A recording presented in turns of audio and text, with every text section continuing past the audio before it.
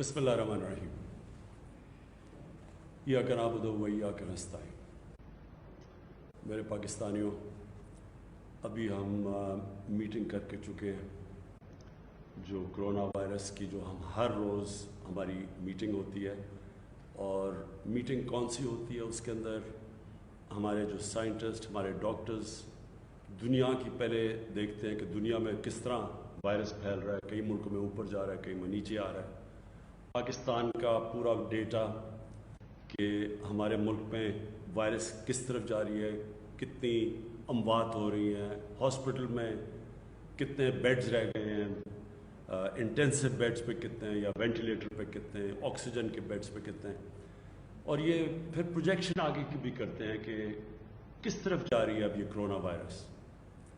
तो मैं जो आज आपसे बात करूंगा, आपने बड़े गौर से मेरी बात सुननी है, और वो इसलिए सुननी है कि अब हमारे ऊपर है, हम लोगों पे है, आप सब पे है कि अगर हम अब एहतियात कर लें। मैं आपको यकीन दिलाता हूँ कि पाकिस्तान उस तबाही से नहीं गुजरेगा जो कई और अमीर तरीन मुल्कों के अंदर जिस तरह की तबाही आई है। लेकिन अगर हमने एहतियात ना की, मैं आज आपको कह रहा हूँ कि एक बड़ा मुश्किल वक्त आपके लिए आने वाला है।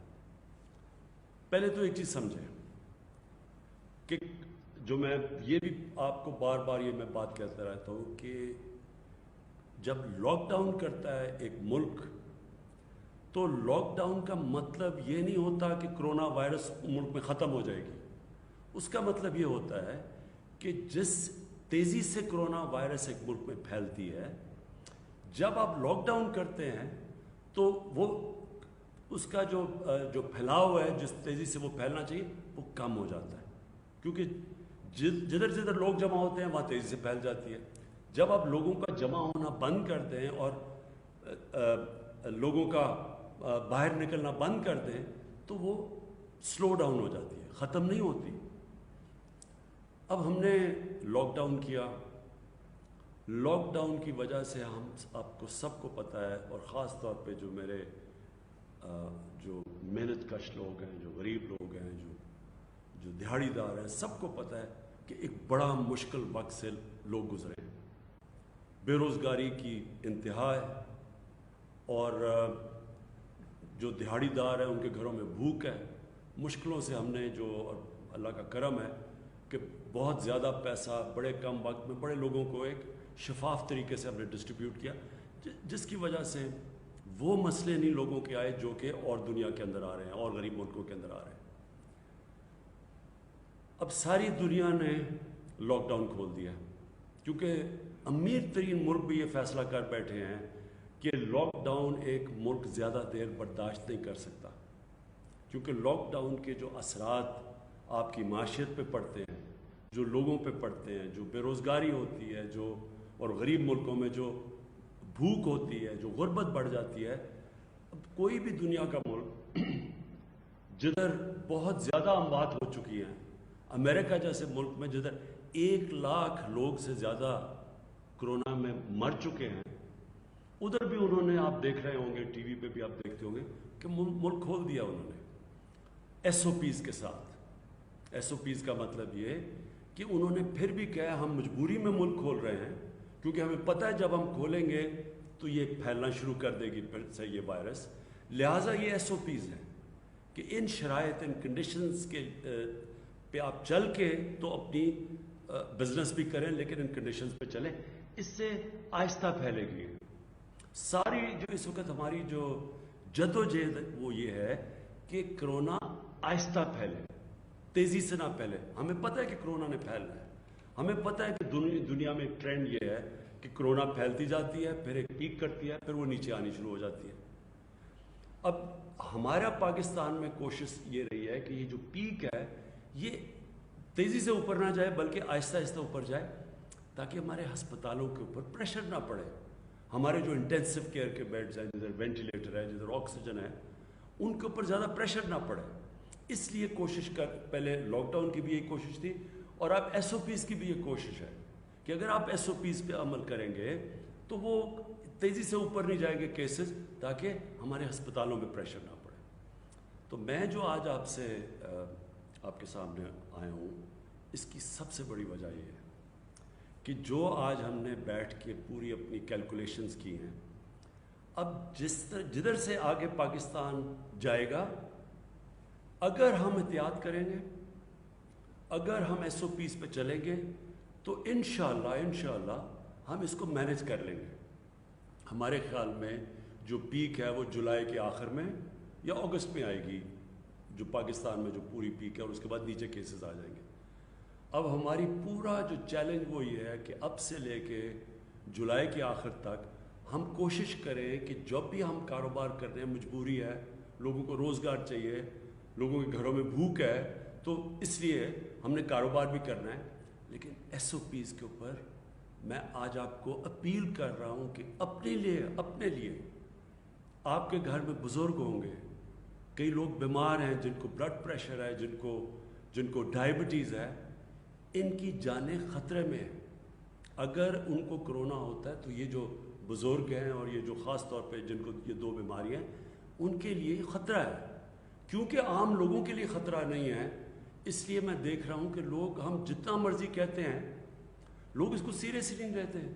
आम लोग समझते हैं कि ये कुछ है ही नहीं, एक ये फ्लू है। आम लोग इसको, क्योंकि आम लोग इसको उस तरह ध्यान नहीं देते, इसलिए कोई SOPs भी अमल नहीं करते।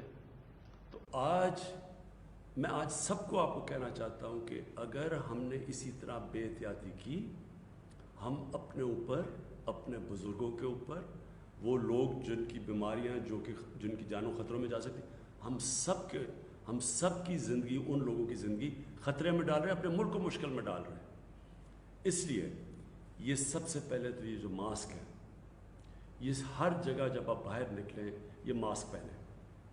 ये आप सब के लिए ज़रूरी इसलिए है कि ये अब साबित हो गया दुनिया में कि ये इसका जो फैलाव होता है, जो जितनी तेज़ी से ये फैलती है, ये मास्क की वजह से तकरीबन 50% फ़र्क पड़ता है।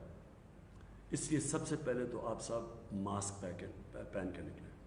दूसरी चीज़, जब पब्लिक में जाते हैं तो हमने बड़े तफसील में हर शोबे के अंदर हमने SOPs दिए हुए हैं कि इसके मुताबिक आप फंक्शन कर सकते हैं।